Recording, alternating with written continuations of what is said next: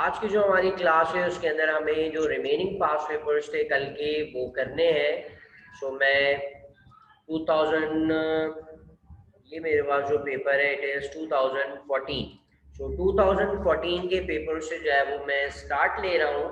तमाम बॉयज जो है वो मेरे साथ जो कनेक्टेड है वो तमाम बॉयज जो है वो आंसर्स के अंदर जो है वो पार्टिसिपेट करेंगे। जिस तरह से हम कल जो है वो अपना काम कर रहे थे, कल की तरह जो है वो आज भी तमाम बच्चे जो है वो पार्टिसिपेट करेंगे। जो आंसर पूछूंगा वो आंसर के जवाब ए बी सी डी और उसका करेक्ट ऑप्शन जो है वो मुझे चैट बॉक्स के अंदर जो है वो बताएंगे। So this is our 2014 past paper, that is paper number 1। और हमारे पास जो है वो क्वेश्चन नंबर 9 मौजूद है और इस 9 जो कि चैप्टर नंबर 4 से इसको हम सॉल्व कर रहे हैं।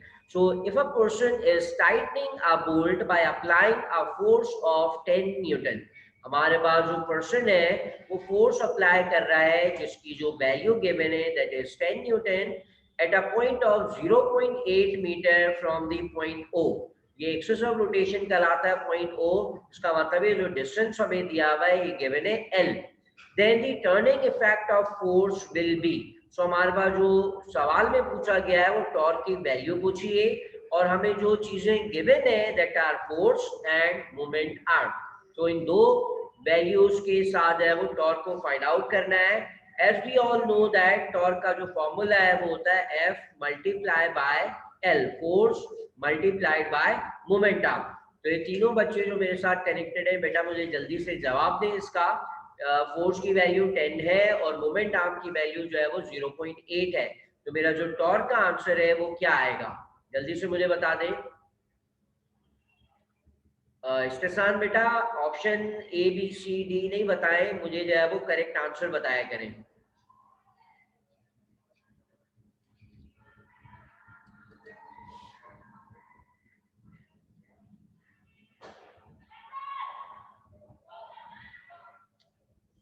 इस्तेसान है हमारे साथ, सज्जाद है, हुर रजा है।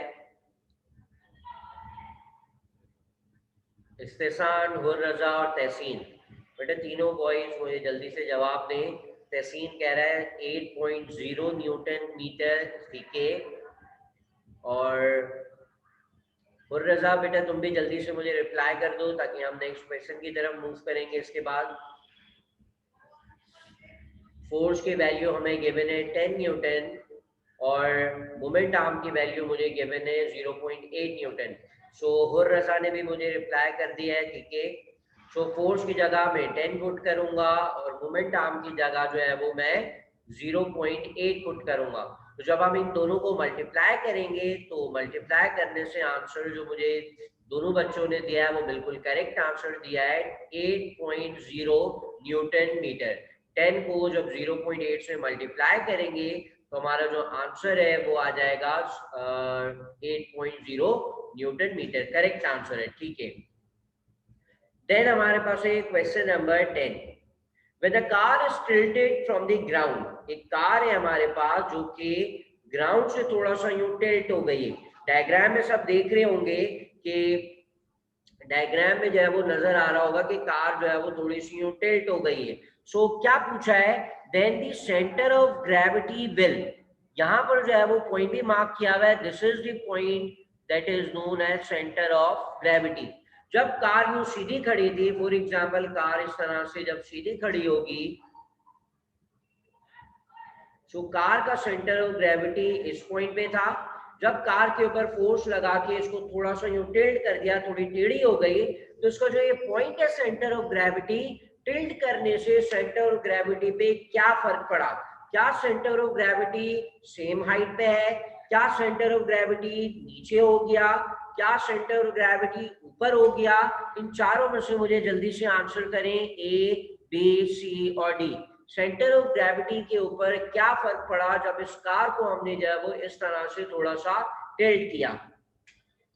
सज्जाद मुझे आंसर कर रहे हैं डी इज द आंसर कि ठीक है सज्जाद, कि जब हम कार को जो है वो इस तरह से टिल्ट करेंगे तो उसका जो सेंटर ऑफ ग्रेविटी है वो रेज्ड हो जाएगा। सो रेज्ड का मतलब होता है ऊपर हो जाना।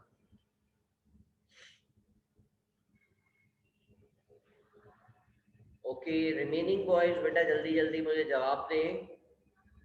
इस्तेसान ठीक है, सही कह रहे हो, रेज्ड हो जाएगा। तहसीन रजा तुम्हारा आंसर जो है वो करेक्ट नहीं है। तहसीन रजा लोअर्ड का मतलब होता है नीचे हो जाना।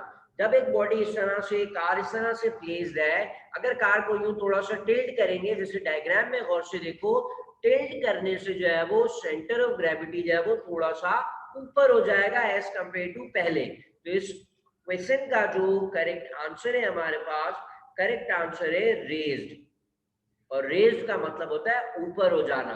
सो ये क्वेश्चन नंबर 10 का जो ऑप्शन है वो करेक्ट आंसर है D. So now question number 11।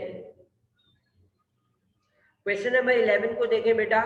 Which of the following action does not make use of turning effect. इन चार एग्जाम्पल्स के अंदर कौन सी ऐसी एग्जाम्पल है जिसमें टर्निंग इफेक्ट का यूज नहीं हो रहा। जिसमें सबसे पहला ऑप्शन है टाइटनिंग ऑफ आर टैप। जब हम एक नल को खोलते हैं या बंद करते हैं तो क्या उसमें टर्निंग इफेक्ट यूज नहीं होता। इसी तरह से releasing a nut with a spanner. जब एक पानी को यूज करके हम नट को ओपन या क्लोज करेंगे तो क्या उसमें टर्निंग इफेक्ट प्रोड्यूस नहीं होगा। तीसरा ऑप्शन है dabbing paint with a paint brush. क्या अगर हम पेंट ब्रश से इस तरह से जो है वो जब पेंट कर रहे हैं तो क्या पेंट करने से जो है वो टर्निंग इफेक्ट प्रोड्यूस नहीं होगा। और लास्ट ऑप्शन है picking an ice cube with an ice stone. Ice stone देखा होगा सबने, इस तरह से जो है वो जिस तरह जिससे हम पराठा बनाते हैं ना, जो चिपिया चिमटे जैसा होता है, उससे उसी तरह का एक टोंग होता है जो कि आइस को होल्ड करने के लिए, आइस को उठाने के लिए हम यूज करते हैं। इन चारों एग्जाम्पल्स में से वो कौन सी एग्जाम्पल है जिसमें टर्निंग इफेक्ट प्रोड्यूस नहीं हो रहा। इस्तेसान बेटा ए बी सी डी करके आंसर नहीं करें, यहाँ जो ऑप्शन लिखे हुए वो आंसर करके मुझे बताएं।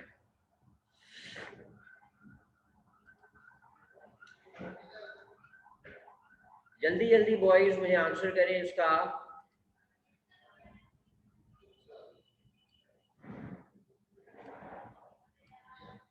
तहसीन कह रहा है कि picking an ice stone with an ice cube with ice stone. ठीक है, तुमने आंसर जो है वो किया है ऑप्शन डी। रिमेनिंग बॉयज बेटा सज्जाद और रजा। देखो आइस स्टोन की मैं यहाँ पे जो है वो बना के दिखा देता हूँ। इस तरह का जो है वो चिपिये की तरह या चिमटे की तरह जो है वो आइस स्टोन होता है, इस तरह का होता है। और आइस क्यूब को जो है वो हम इससे जो है वो उठाते हैं। इस्तेसान ने जवाब दिया है अभी तक मुझे सिर्फ, हुर रजा भी जो है वो ऑप्शन डी कह रहा है। ओके सो ये जो आई स्ट्रॉन्ग वाली एग्जांपल है, ये इसका जो ऑप्शन है it is wrong. Hostel boys ने अभी अभी मुझे जो जवाब दिया है वो बिल्कुल करेक्ट है। देखो बेटा आई स्ट्रॉन्ग जो है कुछ इस तरह से होता है, हम इसके ऊपर जो अगर आइस को होल्ड करना है तो हम यहाँ से फोर्स लगाते हैं, तो फोर्स लगाने से जो है वो ये इसको होल्ड कर लेगा। तो आई स्ट्रॉन्ग के जो दोनों ये हेड्स होते हैं वो इस तरह से मूव करते हैं। तो इस तरह की मूवमेंट जो है वो वही कहलाती है, टर्निंग इफेक्ट ही कहलाता है। जिस तरह से हम वो जो छोटी छोटी चीजें उठाने के लिए एक चीज यूज करते हैं ना, उसी तरह से आई स्ट्रॉन्ग को भी उठाने के लिए जो है वो ये कनेक्टेड है। नहीं, अपना डेटा डेटा कनेक्टेड, मेरा मेरा डेटा यूज हो रहा है, ये बोल। हाँ चला रहा हूँ। नहीं सो आइस स्ट्रॉन्ग से जब हम आइस क्यूब्स को उठाते हैं तो उसके अंदर भी टर्निंग इफेक्ट यूज होता है। So the correct answer Sajjad, तुम्हारा आंसर अभी मैंने देखा बिल्कुल सही कहा तुमने। Option number C is the correct answer for this question. जब हम पेंट ब्रश से इस तरह से वॉल के ऊपर पेंट करते हैं, so this is not a turning effect, ये टर्निंग इफेक्ट नहीं है। So the correct answer for question number 11 is question number option number C. So ये था हमारा फर्स्ट ईयर। नेक्स्ट ईयर की तरफ चलते हैं।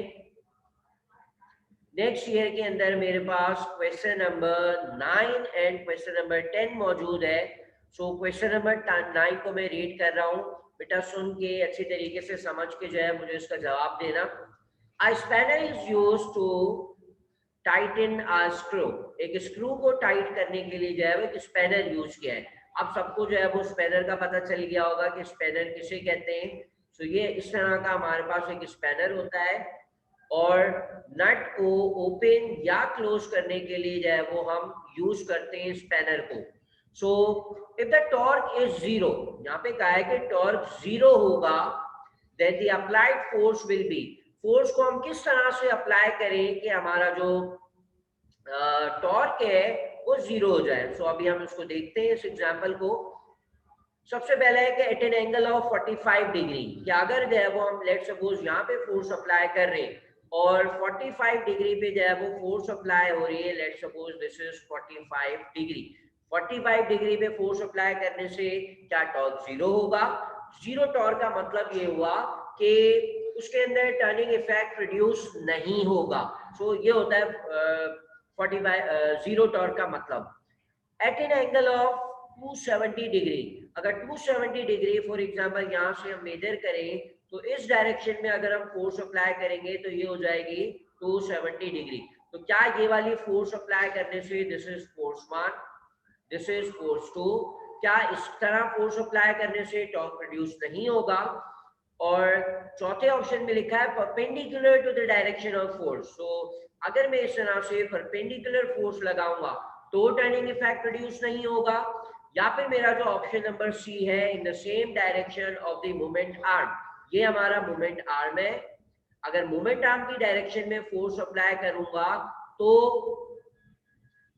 टर्निंग इफेक्ट प्रोड्यूस नहीं होगा। तो हॉस्टल बॉयज ने मुझे आंसर किया है, बेटा बिल्कुल करेक्ट आंसर दिया है। रिमेनिंग बॉयज ने मुझे जल्दी से जो है वो आंसर कर दें, ये मैंने क्वेश्चन को यहाँ पे एक्सप्लेन किया है।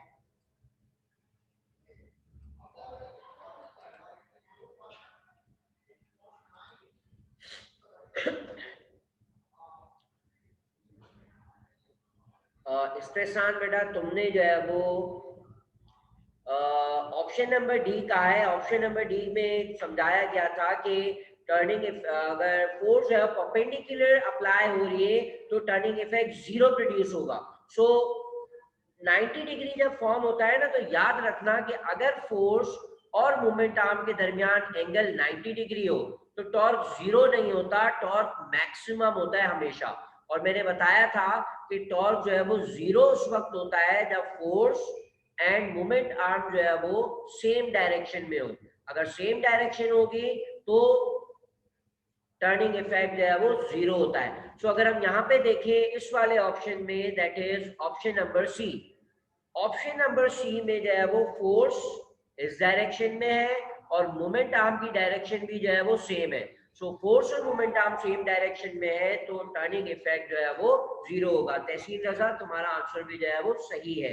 और सज्जाद बेटा तुमने हैंड रेज भी किया था और मुझे क्वेश्चन मार्क भी भेजे, कोई सवाल है, कोई चीज समझ नहीं आई है तो वो जल्दी से पूछ लो, फिर हम क्वेश्चन नंबर 10 की तरफ मूव करेंगे।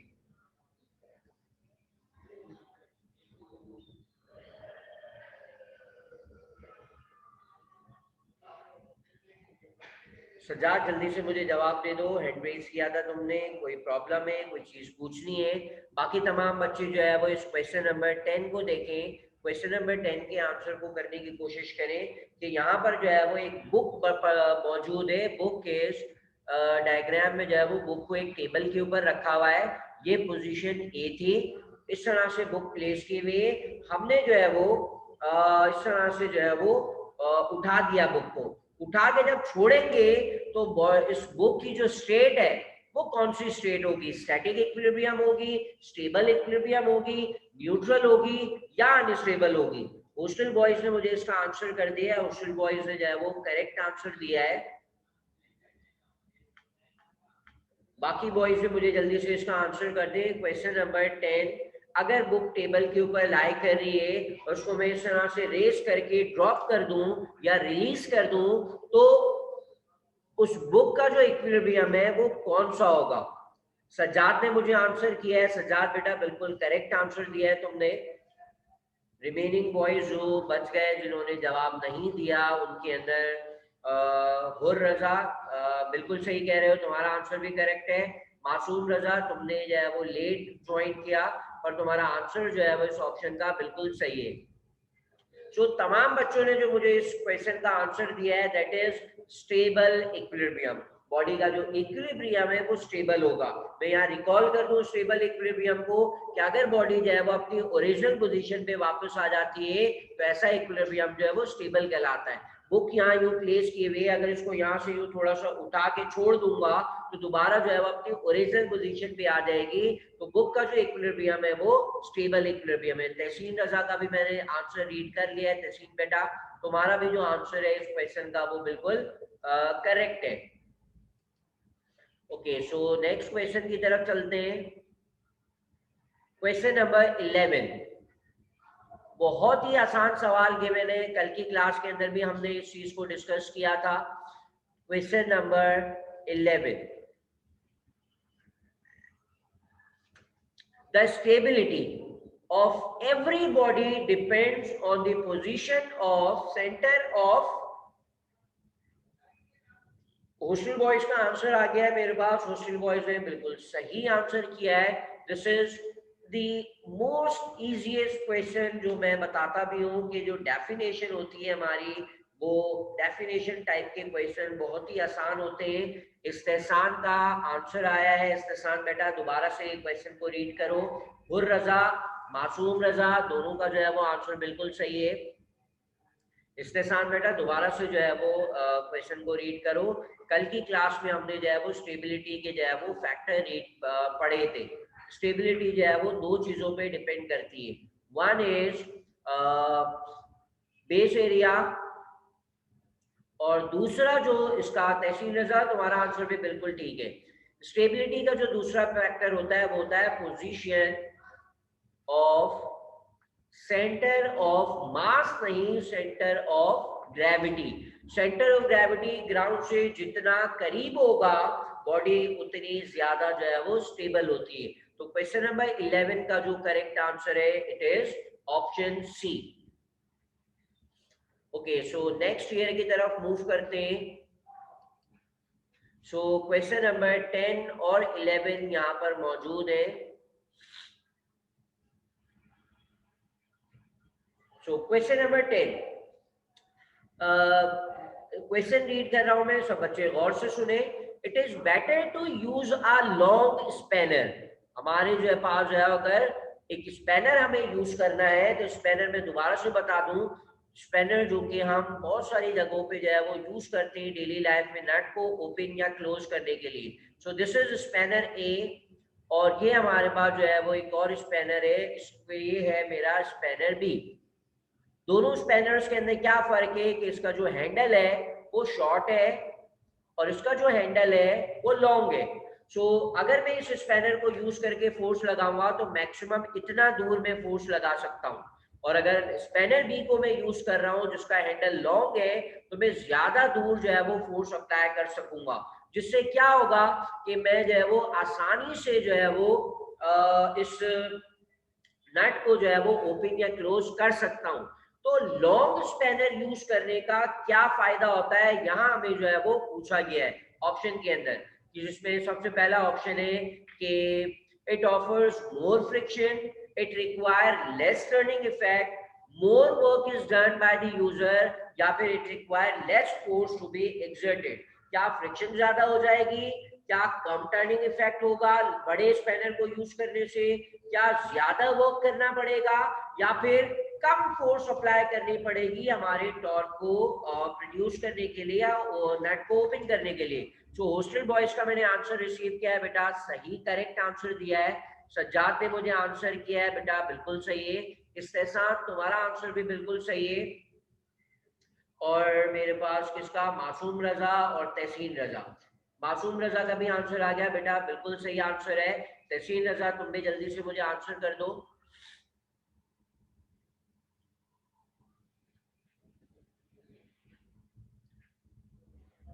तहसीन रजा जल्दी से आंसर कर दो, उसके बाद फिर मैं यहाँ पे जो है वो आंसर बताता हूँ कि करेक्ट ऑप्शन जो है वो उसका क्या है। मासूम ने, इस्तेसान ने, सज्जाद ने, हुर रजा ने और हॉस्टल बॉयज ने सबने बिल्कुल करेक्ट आंसर जो है वो किया है। सो द करेक्ट आंसर तहसीन रजा देखो यहाँ पे जो है वो दो स्पैनर है, एक स्पैनर यहाँ मैंने ड्रॉ करके भी बताया है, एक स्पैनर का हैंडल छोटा है और दूसरे स्पैनर का जो हैंडल है वो बड़ा है। हम बड़े हैंडल वाले स्पैनर को यूज करके नट को ओपन या क्लोज करेंगे। तो यहाँ ये कह रहे हैं कि ऐसा क्यों करेंगे, कि बड़े हैंडल के स्पैनर को यूज करने का क्या फायदा है। तो ऑप्शन में ये कहा कि उसमें ज्यादा फ्रिक्शन होगी इसलिए बड़ा हैंडल यूज कर रहे हैं, यहाँ कहा है कि उसमें कम टर्निंग इफेक्ट प्रोड्यूस होगा इसलिए बड़ा हैंडल वाला स्पैनर हम यूज कर रहे हैं, या फिर उसमें ज्यादा वर्क डन करना पड़ेगा, या फिर तीसरा लास्ट ऑप्शन ये है कि लॉन्ग स्पैनर को यूज करके हम कम फोर्स अप्लाई करके भी नट को ओपन कर सकते हैं। तो तमाम बॉयज ने जो मुझे आंसर किया था that is option number D, के लार्ज हैंडल होने की वजह से मोमेंट आर्म ज्यादा हो जाएगा और मोमेंट आर्म ज्यादा होने से टॉर्क ज्यादा प्रोड्यूस होगा। जिसका मतलब ये है कि कम फोर्स लगा के हम अपना टर्निंग इफेक्ट, जो रिक्वायर्ड टर्निंग इफेक्ट है, वो आसानी से प्रोड्यूस कर सकते हैं। तो तमाम बॉयज ने जो मुझे एक बार फिर आंसर किया है, सब बच्चों का आंसर जो है वो बिल्कुल करेक्ट था यहाँ पर। सो एक और सवाल देखते हैं, अदरवाइज जो है वो हम नेक्स्ट क्वेश्चन की तरफ मूव करते हैं, नेक्स्ट ईयर की तरफ। ओके, सो ये नेक्स्ट ईयर मेरे पास मौजूद है। इस नेक्स्ट ईयर के अंदर क्वेश्चन नंबर 11 है जो कि हमें करना है। क्वेश्चन नंबर 11 को गौर से देखें बेटा। क्वेश्चन नंबर 11 में कहा है कि 4 फोर्सेस, 4 फोर्सेस है मेरे पास और सबका जो मैग्नीट्यूड है वो सेम है। इसका मतलब है F1, F2, F3, F4। Let's suppose in तमाम फोर्स जो है वो 10 न्यूटन की है। This is 10 Newton, this is 10 Newton, and this is 10 Newton. Which force will produce the maximum torque? कौन सी फोर्स से जो टॉर्क है वो मैक्सिमम होगा, सबसे ज्यादा टॉर्क जो है वो किसकी वजह से प्रोड्यूस होगा। सो टॉर्क के जो फैक्टर है that is force and moment arm. Force ज्यादा होगी तो टॉर्क ज्यादा होता है, मोमेंट आर्म ज्यादा होगा तो भी टॉर्क ज्यादा होता है। सो फोर्स तो यहाँ पे सारी बराबर है। सो अब कैसे पता चलेगा कि टॉर्क इसमें ज्यादा प्रोड्यूस हो रहा है, टॉर्क इसमें कम प्रोड्यूस हो रहा है। सो अब हम देखेंगे मोमेंट आर्म को। जिसका मोमेंट आर्म ज्यादा होगा उसका टॉर्क भी जो है वो सबसे ज्यादा प्रोड्यूस होगा। हॉस्टल बॉयज का आंसर मैंने देख लिया, मासूम रजा का आंसर आ गया है बेटा, दोनों के आंसर जो है वो बिल्कुल करेक्ट है। रिमेनिंग बॉयज सजाद, उर रजा, इस्तेहसान और तहसीन, बेटा ये 4 बच्चे भी जो है वो मुझे आंसर कर दें। इस्तेहसान का आंसर आया है F3, ठीक है। हुर रजा भी कह रहे हैं F3। ओके, सो देखो बेटा ये इस्तेहसान और हुर रजा F3 जो है वो आंसर हमारा गलत है। क्यों गलत है मैं समझाता हूँ। सज्जाद का आंसर देख लिया मैंने बेटा, सज्जाद बिल्कुल करेक्ट आंसर है। यहां से लेके हमेशा पॉइंट ऑफ एक्शन तक का जो फोर्स है वो कहलाता है मोमेंट आर्म, और इसी तरह से यहां से लेके यहां तक कहलाएगा इसका मोमेंट आर्म। और F4 का मोमेंट आर्म जो है वो पॉइंट ऑफ रोटेशन से लेके यहां तक का होगा। सब गौर से देखो किसका मोमेंट आर्म ज्यादा है, F4 का मोमेंट आर्म जो है वो ज्यादा है, इसलिए जो टर्निंग इफेक्ट ज्यादा प्रोड्यूस होगा वो F4 की वजह से होगा। सो F4 की वजह से जो टर्निंग इफेक्ट है वो मैक्सिमम प्रोड्यूस होगा। अच्छा, एक और एडिशनल क्वेश्चन में इसके अंदर से पूछता हूँ, सवाल सुन ले गौर से मेरा दोबारा से। एक और सवाल मैं पूछ रहा हूँ, जो क्वेश्चन में पूछा गया था वो बिल्कुल सही आंसर किया है सबने। एक और सवाल जो मैं इस क्वेश्चन के अंदर पूछ रहा हूँ कि F1, F2, F3, F4 में से जो जीरो टॉर्क है वो कौन प्रोड्यूस करेगा। जीरो टॉर्क का मतलब है कि ये बॉडी रोटेट ना करे। तो ऐसी कौन सी फोर्स है F1, F2, F3, F4 में से जिससे टॉर्क प्रोड्यूस नहीं होगा। मासूम रजा तुम्हारा आंसर बिल्कुल सही है, इस फोर्स की वजह से टॉर्क जीरो आएगा। सज्जाद तुम्हारा आंसर भी बिल्कुल करेक्ट है। हॉस्टल बॉयज का आंसर आ गया बेटा, बिल्कुल सही कहा। इस्तेहसान तुम्हारा आंसर भी जो है वो करेक्ट है कि F2 जो है वो फोर्स है यहाँ पर जिसकी वजह से जो टॉर्क है वो जीरो होगा। चाहे मैं F2 को बढ़ा भी दूं, 10 के बजाय 100 न्यूटन भी कर दूं, बट स्टिल मेरा जो टॉर्क है वो जीरो रहेगा। सो जीरो टॉर्क का एक मतलब ये भी है कि if force is applied on axis of rotation. अगर फोर्स एक्सिस ऑफ रोटेशन पे अप्लाई हो रही है तो हमारा टॉर्क जो है वो 0 होता है। तो मैंने जो एडिशनल सवाल किया यहाँ पर उसमें भी जो है वो तमाम बच्चों का आंसर जो है वो बिल्कुल करेक्ट है। सो नेक्स्ट ईयर की तरफ चलते हैं।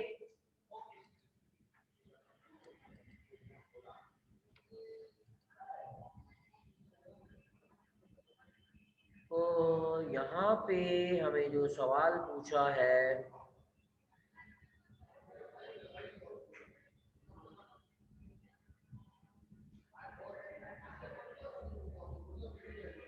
ओके, सो यहाँ मेरे पास जो है वो सिर्फ एक ही सवाल मौजूद है और वो है क्वेश्चन नंबर 11।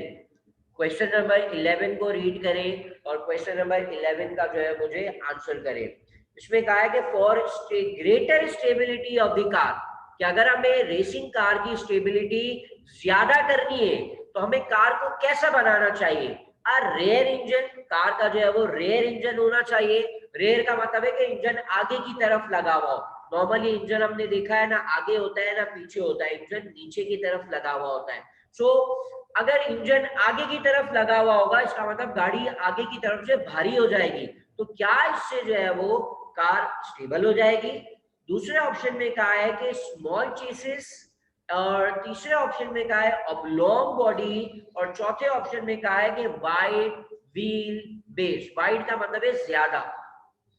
सो अगेन यहाँ पर जो है वो स्टेबिलिटी की बात हो रही है और स्टेबिलिटी याद रखना दो चीजों पे डिपेंड करती है।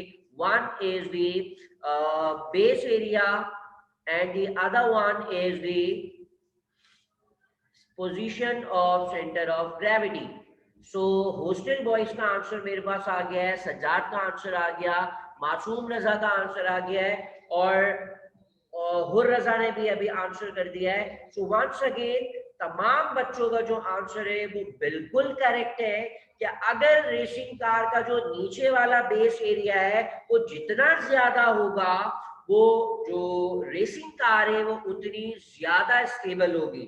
बिल्कुल इसी तरह से कार का इंजन सबने देखा होगा ना, तो वो आगे बोनट की तरफ जो है वो लगाते हैं ना पीछे जो जगह होती है वहां पर जो है वो इंजन लगाते हैं। इंजन हमेशा जो है वो बेस पे लगाया जाता है।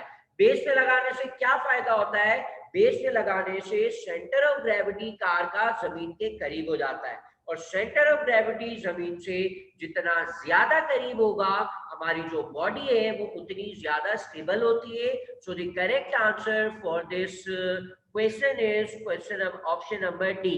सो वंस अगेन तमाम बॉयज ने जो मुझे आंसर किया है वो बिल्कुल करेक्ट आंसर किया है। सो यहाँ तक हमने जो है वो जितने भी पेपर 1 सॉल्व किए, जितने भी हमारे पास पेपर्स थे उन तमाम पास पेपर्स के अंदर जो है वो पेपर नंबर 1 जो है वो सॉल्व किया हमने और तमाम बच्चों ने जो इसके जो मुझे आंसर किए थे वो सारे बिल्कुल करेक्ट थे। सो एक और लास्ट चीज, लेट्स सी हमारे पास टाइम कितना मौजूद है।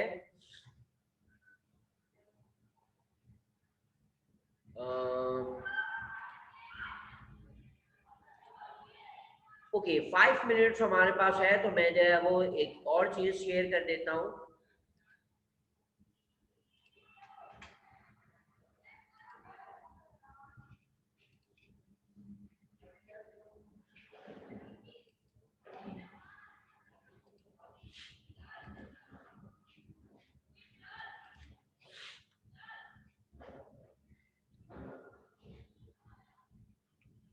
ओके सो ये मैंने जो है वो शेयर किया है 2019 के पास पेपर का पेपर 2।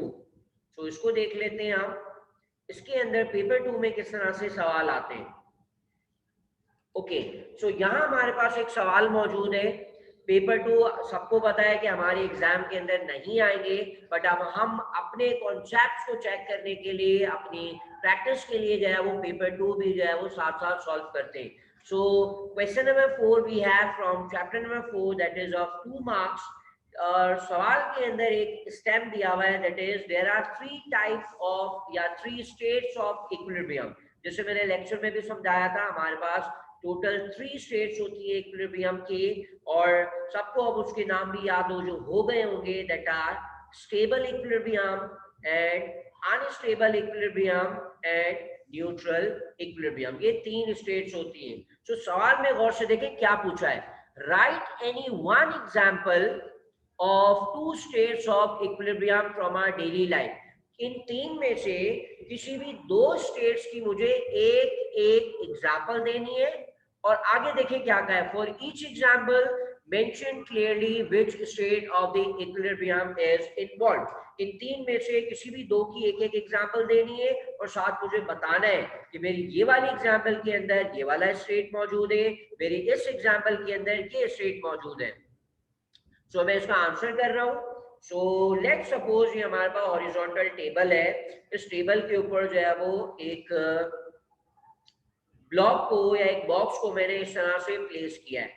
फिर मैंने क्या किया, इस ब्लॉक को जो है वो थोड़ा सा इस तरह से ऊपर की तरफ रेस कर दिया, और रेस करने के बाद क्या होगा, ये फ्लोर के ऊपर इस तरह से प्लेस किया था, मैंने थोड़ा सा रेस करके छोड़ दिया, छोड़ने के बाद क्या होगा, दोबारा अपनी ओरिजिनल पोजीशन पे आ जाएगा। So this is my example A.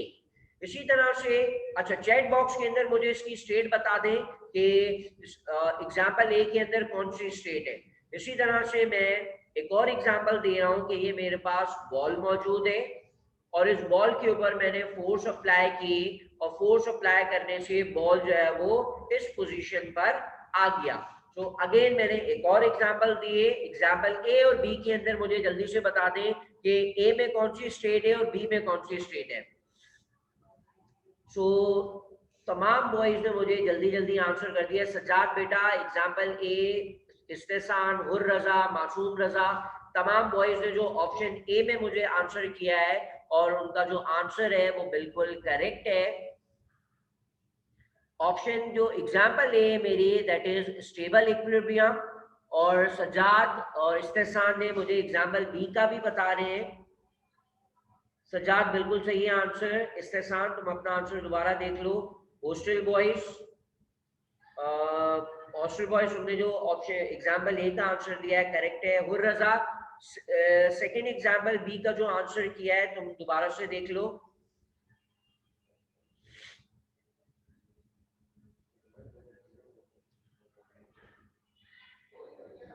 Okay, सो पहली एग्जांपल का जो सबका आंसर था वो बिल्कुल करेक्ट था कि हमारी बॉडी जो है वो स्टेबल इक्विलिब्रियम में थी।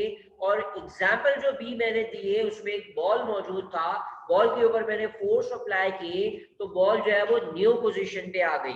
This is our previous position और ओल्ड पोजीशन,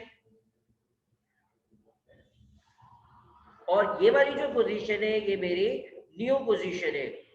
मासूम रजा का आंसर आया है, हॉस्टल बॉयज का आंसर आया है। बेटा दोनों बॉयज ने जो आंसर किया वो बिल्कुल करेक्ट है, एग्जांपल बी से रिलेटेड।